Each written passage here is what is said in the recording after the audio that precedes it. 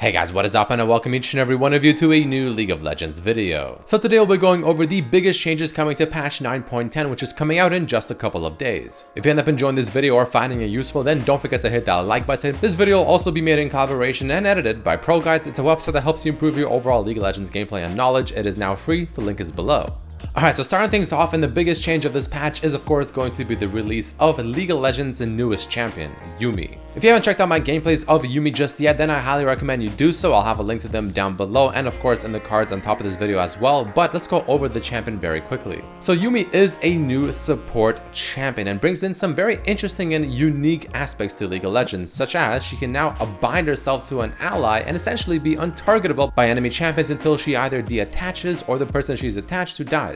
Her Q ability also lets her essentially fire out a missile that you can control with your mouse, and the missile actually literally follows your mouse, which is pretty cool. It's like a cat and mouse game, but it only works like this when you're attached to a champion. If you're not on a champion, it just goes straight. Her E ability is a fairly simple heal plus movement speed, similar to Kayle almost in a way, and her ultimate is a mix between Sona ultimate and Tariq's stun, and that's about it. All in all, the champion isn't anything completely crazy or flashy, but at the same time, that's not a bad thing. It's a very fairly simple champion, very straightforward, but it's also very fluid and very clean and very fun to play. I think Yuumi will come out as a decently strong support, I think around maybe 47 or 48% win rate, because again, she isn't really that hard to play, but she will still take a little bit of getting used to.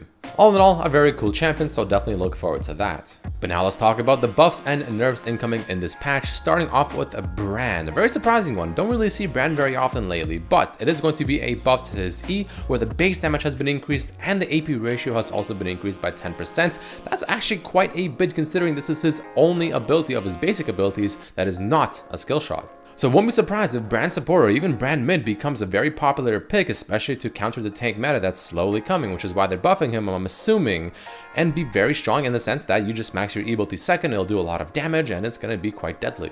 Moving along, we also have a buff coming over to Caitlyn's W ability, where the W's damage, the headshot damage, has been increased at the earlier ranks, 20 at rank 1, but it goes back to the same damage numbers, being 240 by rank 5. So in other words, this makes this ability a lot better as a level 1 wonder ability, so just go ahead and throw that down in the laning phase, get a bit of extra damage, and just keep it at level 1.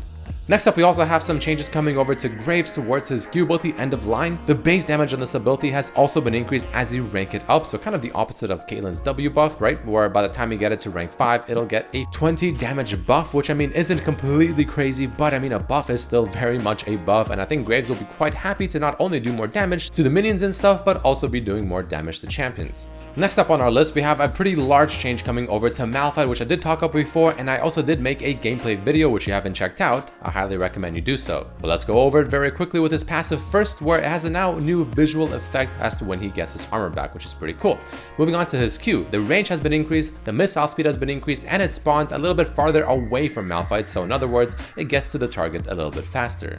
Malphite also no longer actually steals the movement speed after using the Q on a target. Instead, now he just gets a flat bonus movement speed from using the Q ability and reduces a flat amount as well. So it is no longer relative. But it also appears that Riot has removed the nerf of the AP ratio on his Q. Now, I'm not 100% about this, but it's not seeming to be there anymore, which if that's the case, he's going to be pretty strong. Because as we move on to Thunderclap, which is his new W, it has some changes as well. This ability has actually got a nerf ever since the last time we did talk about it or played it, where now it does 30% AP ratio on the initial hit and 15% initial hit with the armor ratio.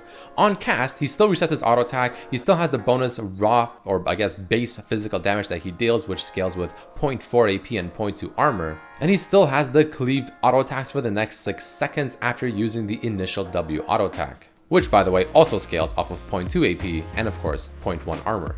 And last but not least, we also have his ultimate, which also has a new visual effect in the base skin that just looks like a cool crater in the ground. But that right there, guys, is the change to Malphite. It's a pretty big one for sure. I think he's going to be really strong, whether you're playing him top as a tank, whether you even want to bust out some AP Malphite as well. I think it's an overall pretty good buff. Moving along, we also have some changes coming over to Master Yi, where first of all, with his Q ability Alpha Strike, no longer does it have a cast time. On top of this, it also has a new effect where now essentially it'll retarget and hit the same person over and over if there's no one else to hit. Think of something similar to the old Fiora ultimate. Now this is good when it comes to 1v1ing because you get more hits on that same target, but it's also good when you're doing your clear and doing, for instance, maybe Scuttle, or let's say you're doing red buff or blue buff, right? It'll hit that buff several times as opposed to just once. But on the flip side, the bad thing about this is very late into the game where you have a lot of attack speed, the fact that you're kind of forced to stay in that queue for that long if you're 1v1ing someone actually reduces your overall DPS since your auto attacks will do more damage. So it's kind of good and bad at the same time depending on how you look at it. On top of this, however, his meditate no longer has a cast time and his ability no longer grants attack damage while not on cooldown. But let's move on to some changes coming over to Riven, which I think are an overall nerf, right? Starting with her Q, Broken Wings. The cooldown of this ability has been changed from 13 at all ranks to now starting at 12 at rank 1 and going all the way down to 10 seconds at rank 5. Now, even though this seems like a buff, and obviously it is, moving on to her E, however, you can see the cooldown on this ability has actually been changed significantly to where now it is 4 seconds longer, period. So I do think Riven will be a little bit more mobile since her Q ability is essentially 3 mini dashes, but I think her E ability is a much more, I guess, abusable ability in her kit because it gives her a shield that scales off of AD, which makes her a lot tankier than she should be. So overall, a slight nerf. Next up, very quickly, we have some changes coming over to Shackles Hallucinate, his R ability that states the following. Shackle will now go towards your cursor when you cast it, and the clone will go to the opposite direction for a little more control of the cast. In other words, this will make Shackle a little bit more confusing when you're facing him as to which one is the actual real one whenever he ults. We also have some changes coming over to Soraka very quickly, and this is kind of on top of the changes that hit her in the last patch, right? Where her Q ability's bonus movement speed has even further been increased by 1% rank 1, but 5% rank 5. So this actually makes mid lane Soraka or top lane Soraka even better than it already was, which is quite interesting.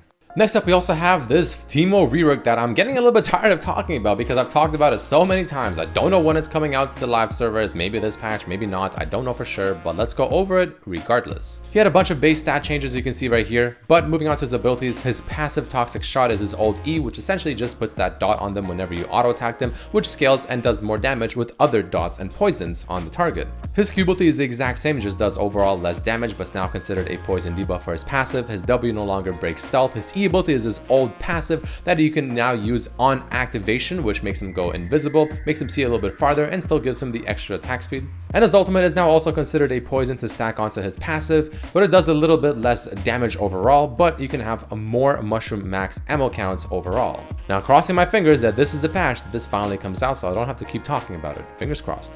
Next up, we have some Tryndamere buffs coming over as well towards his E spinning slash. The AP ratio has been lowered by 20%, which is interesting. I guess AP Tryndamere was just that good. But on the bright side, the cooldown has also been lowered by 1 second at every rank on this ability as well. So, I mean, overall, probably a nerf, but if you're playing regular Tryndamere, probably a buff, I guess.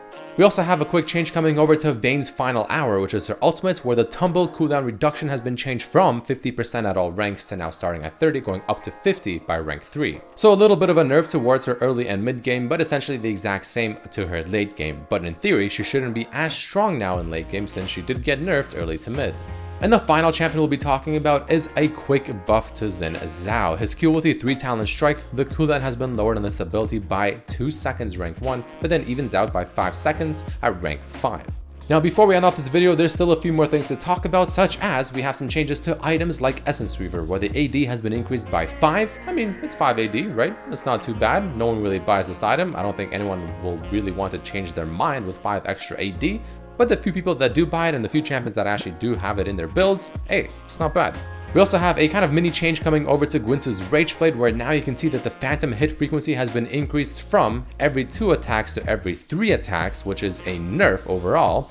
But the armor and magic penetration has been changed from starting at 6% and then scaling per level with 15% being the max to now just being flat out 15% period. So in other words, this item is a little bit better when getting through resistances for hybrid type champions, but it's a little bit worse when it comes to actually spam proccing certain abilities like, for instance, Vayne's W or whatever. We also have a quick buff to Runic Echoes, where the total cost has been lowered ever so slightly. I mean, it's a little bit of a buff towards AP junglers, champions we don't see that often, but I feel like they will definitely be happy about it. And a nerf I'm sure we've all been waiting for, Conqueror, finally nerfed, where the full stack damage converted to healing and true damage has been lowered by 2%, now being 8% rather than 10%. This is obviously very good because Conqueror is one of the most abusable keystones in League of Legends, but it's also kind of a bad thing because, well, this just further implies that the tank meta, I can almost smell it from here with all these nerfs and buffs happening to champions like Brand as well. So a little bit of a bittersweet change. And last but definitely not least, we also have the new champion skins for Battle Academia: Ezreal, Jace, Katarina, Lux, Battle Professor Graves, and of course the Battle Academia Lux Prestige Edition. All of them look wonderful. I'm especially looking forward to the Ezreal one because I think it looks anime as hell and I'm kind of into that.